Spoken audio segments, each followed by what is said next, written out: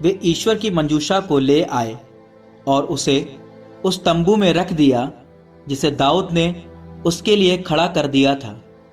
उन्होंने ईश्वर को होम तथा शांति के बलिदान चढ़ाए।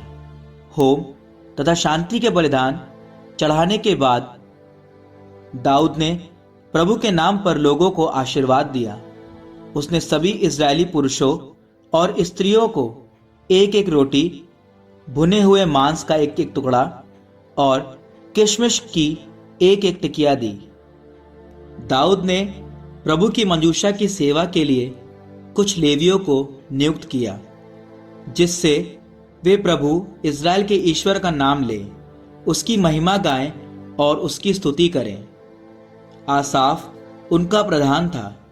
इसके बाद दूसरा जकर्याह, फिर यहीएल, शमीरामोत, यहीएल, मत्तित्याह, एलीआब, बनाया, ओबेद एदोम और यहीएल ये सारंगी और सितार बजाते थे।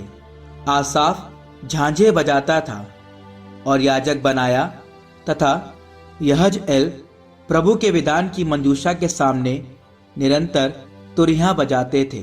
उस दिन दाऊद ने पहली बार आदेश दिया कि आसाफ और उसके भाई बंधु प्रभु की स्तुति करें। प्रभु की स्तुति करो, उसका नाम धन्य कहो। राष्ट्रों में उसके महान कार्यों का बखान करो। उसके आदर में गीत गाओ और बाजा बजाओ। उसके सब चमत्कारों को घोषित करो। उसके पवित्र नाम पर गौरव करो। प्रभु को खोजने वालों का हृदय आनंदित हो। प्रभु और उसके सामर्थ्य का मनन करो। उसके दर्शनों के लिए लालायित हो। उसके चमत्कार, उसके अपूर्व कार्य और उसके निर्णय याद रखो। प्रभु भक्त, इज़राइल की संतति, याकूब के पुत्रों, प्रभु की चुनी हुई प्रजा। प्रभु ही हमारा ईश्वर है। उसके निर्णय समस्त पृथ्वी पर व्याप्त हैं।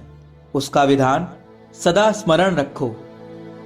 हजारों पीढ़ियों के लिए उसकी प्रतिज्ञाएं, इब्राहिम के लिए निर्धारित विधान, इसहाक के सामने खाई हुई शपथ, याकूब को प्रदत्त संहिता, इज़राइल के लिए चिरस्थायी विधान। उसने कहा था, मैं तुम्हें कनान देश दूंगा, वह तुम्हारे लिए निश्चित की हुई विरासत है। उस समय तुम्हारी संख्या बहुत कम थी, तुम मुट्ठी भर प्रवासी थे।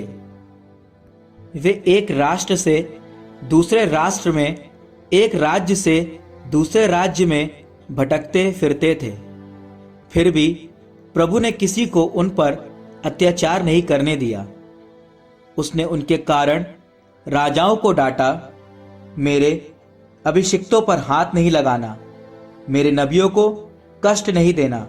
समस्त पृथ्वी प्रभु का भजन सुनाओ।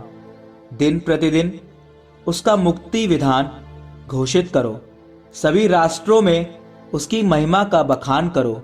सभी लोगों को उसके अपूर्व कार्यों का गीत सुनाओ, क्योंकि प्रभु महान और अत्यंत प्रशंसनीय है। वह सब देवताओं में परम श्रद्धेय है।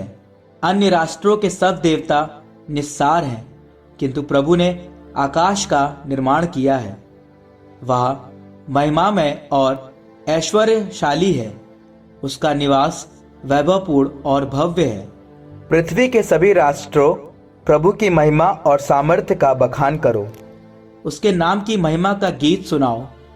चढ़ावा लेकर उसके सामने आओ। पवित्र वस्त्र पहनकर प्रभु की आराधना करो। समस्त पृथ्वी उसके सामने कांप उठो। पृथ्वी सुदृढ़ है, वह हिलेगी नहीं। स्वर्ग में आनंद और पृथ्वी पर उल्लास हो। राष्ट्रों में घोषित करो कि प्रभु ही राजा है। सागर की लहरें गर्जन करने लगे। खेतों के पौधे खिल जाएं और वन के सभी वृक्ष आनंद का गीत गाएं, क्योंकि प्रभु पृथ्वी का न्याय करने आ रहा है। प्रभु की स्तुति करो, क्योंकि वह भला है। उसकी सत्य प्रतिज्ञता अनंत काल तक बनी रहती है। या कहो, प्रभु हमारे ईश्वर हमारा उद्धार कर। राष्ट्रों में से हमें एकत्र कर, जिससे हम तेरा पवित्र नाम धन्य कहें और तेरी स्तुति करते हुए अपने को धन्य समझें। प्रभु, इज़राइल का ईश्वर सदा सर्वदा धन्य है।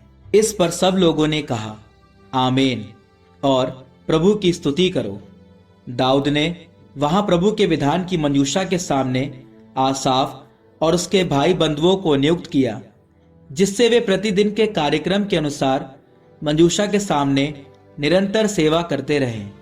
उसने ओबेद एदोम तथा उसके 68 भाई बंधुओं को भी सेवा में उनकी सहायता के लिए नियुक्त किया, और यदुतून के पुत्र ओबेद एदोम और होसा को द्वारपाल के रूप में उसने याजक सादोक और उसके याजक भाइयों को गिबओन की पहाड़ी पर प्रभु के निवास के सामने नियुक्त किया, जिससे वे बलि की वेदी पर प्रातः और संध्या समय प्रभु की होम बलि ठीक उसी प्रकार चढ़ाया करे जिस प्रकार इजरायलियों को प्रदत्त प्रभु की संहिता में लिखा है।